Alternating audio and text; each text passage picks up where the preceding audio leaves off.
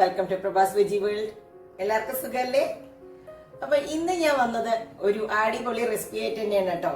കാരയപ്പം, കാരവലപ്പം അല്ല, കാരയപ്പം. നല്ല എരിവൊക്കെ ഉള്ള ഒരു പെട്ടെന്ന് തന്നെ തയ്യാറാക്കാവുന്ന ഒരു അപ്പം. ഈവനിങ് സ്നാക്ക് ഒക്കെ ആയിട്ട് കഴിക്കാം നമുക്ക്. അതെങ്ങനെയാണെന്ന് നമുക്ക് ഉണ്ടാക്കേണ്ടതെന്ന് നോക്കാം. കാരപ്പം ഉണ്ടാക്കാനായിട്ട് ആദ്യം ഇടുന്നത് 1 കപ്പ് പച്ചരിയാണ്. ഇനി നമുക്കൊരു 1/3 കപ്പ് തുവരപ്പരിപ്പ് ഇട്ട് കൊടുക്കാം. പിന്നെ ഒരു 1/4 കപ്പ് ഉഴുന്നപ്പരിപ്പ്. ഇനി എരിവിനായിട്ട് നമുക്കൊരു 6 ചുവന്നമുളകാണ് ഇടുന്നത് കേട്ടോ. ഇത് കാരയപ്പം എന്നല്ല, അപ്പൊ കുറച്ച് എരിവുണ്ടാവണം. 1 ടീസ്പൂൺ കുരുമുളകും കൂടിയിട്ടുണ്ട്. ഇനി ഇതിനെ നമുക്കൊരു 2 മണിക്കൂറോളം വെള്ളത്തിൽ കുതിർക്കണം കേട്ടോ. അപ്പൊ എപ്പോഴും നമ്മൾ അരി കുതിർക്കാൻ വെച്ച് കഴിഞ്ഞാൽ എന്ത് സാധനം കുതിർക്കുമ്പോഴും ആദ്യം തന്നെ അത് കഴുകി വൃത്തിയാക്കിയിട്ട് വെള്ളം ഒഴിച്ച് വെക്കുന്നതാണ് നല്ലത്. അപ്പോൾ അത്രയും പ്രോട്ടീൻ ഒന്നും നമുക്ക് വേസ്റ്റ് ആവില്ല. ഇനി ഒരു 2 മണിക്കൂർ കഴിഞ്ഞിട്ട് നമുക്കിതിനെ ഒന്ന് അരച്ചെടുക്കാം. ഇത് തരിയോട് കൂടി വേണം അരയ്ക്കാൻ. ഒരുപാട് അരഞ്ഞു പോകരുത്, കുറച്ച് തരി ഉണ്ടാവണം, എന്നാലേ ഈ കാരപ്പം ടേസ്റ്റ് ഉണ്ടാവുള്ളൂ. കുറച്ച് വെള്ളം ഒഴിച്ചു കൊടുക്കാം. ഒരുപാട് വെള്ളം വേണ്ട കേട്ടോ. ഇതൊരു ഇഡ്ലി മാവിന്റെ പരുവത്തിലേ പാടുള്ളൂ. ഉപ്പ് ആവശ്യത്തിന് ഇട്ട് കൊടുത്തിട്ടുണ്ട്.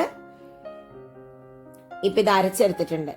തരിയോട് കൂടിയാണ് അരച്ചെടുക്കേണ്ടത്, തരിയില്ല എങ്കിൽ നന്നാവില്ല. കണ്ടോ, ഇതിന്റെ കൺസിസ്റ്റൻസി എന്ന് പറഞ്ഞാൽ ഒരു ഇഡ്ലി മാവിന്റെ കൺസിസ്റ്റൻസിയിലേ പാടുള്ളൂ. ഇങ്ങനെ ഒരു ഒരുപാട് വാട്ടറി ആവരുത്. ഇനി നമുക്ക് അതിലേക്ക് കുറച്ച് സാധനങ്ങൾ വറുത്തിടണം. അതിനായിട്ട് ഒരു 2 ടീസ്പൂണോളം ഞാൻ വെളിച്ചെണ്ണയാണ് ഒഴിക്കുന്നത്.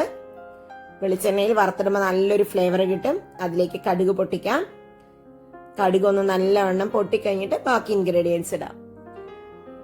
അപ്പൊ കടുക് പൊട്ടിക്കഴിഞ്ഞപ്പോ 2 ടീസ്പൂണോളം ഞാൻ ചെറുതായി അരിഞ്ഞിട്ടുള്ള ഇഞ്ചി ഇട്ട് കൊടുക്കുന്നുണ്ട്. 2 ടീസ്പൂൺ പച്ചമുളകും. കാരപ്പം എന്നുള്ളതുകൊണ്ട് നല്ല എരിവുണ്ടാവണം, അപ്പോഴാ ടേസ്റ്റ്.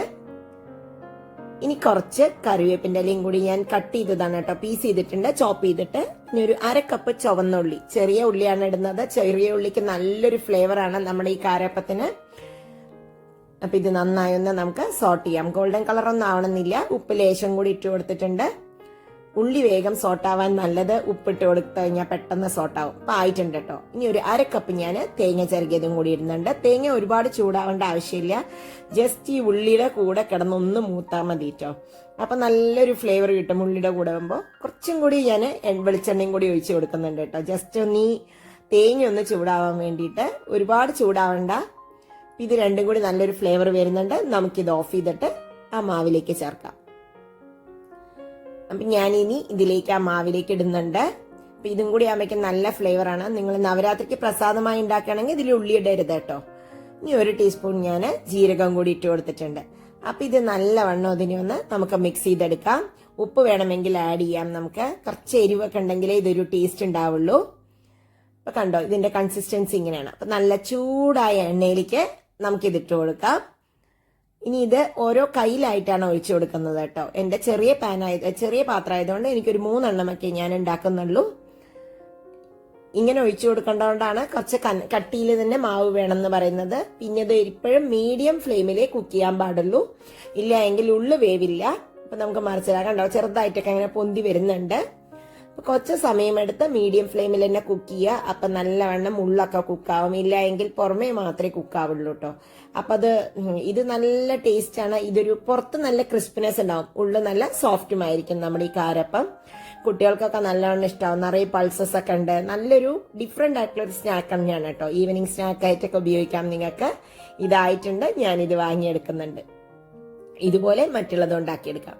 ഞാൻ ബാക്കിയുള്ളത് ഉണ്ടാക്കിയെടുത്തിട്ടുണ്ട്. കണ്ടോ, തുറന്നു കഴിഞ്ഞാൽ നല്ലവണ്ണം മുള്ളൊക്കെ വെന്തിട്ടുണ്ട്. നല്ല ടേസ്റ്റും ഉണ്ട് കേട്ടോ. കറുമുറാന്നുണ്ട് പുറത്തത്തെ കഴിക്കാനായിട്ട്. അപ്പൊ ഇത് ഇന്നത്തെ വിഭവം എല്ലാവർക്കും ഇഷ്ടപ്പെട്ടുണ്ടാവുമെന്ന് ഞാൻ വിചാരിക്കുന്നു. ഇഷ്ടപ്പെട്ടാൽ ലൈക്ക് ചെയ്യാനും കമന്റ് ചെയ്യാനും നിങ്ങളുടെ അഭിപ്രായങ്ങൾ അറിയിക്കാനും ഒന്നും മറക്കരുത് കേട്ടോ. സബ്സ്ക്രൈബ് ചെയ്യാത്തവരുണ്ടെങ്കിൽ ഒന്ന് സബ്സ്ക്രൈബും കൂടി ചെയ്യണേ. അടുത്ത വീഡിയോയിൽ കാണാം. ബൈ.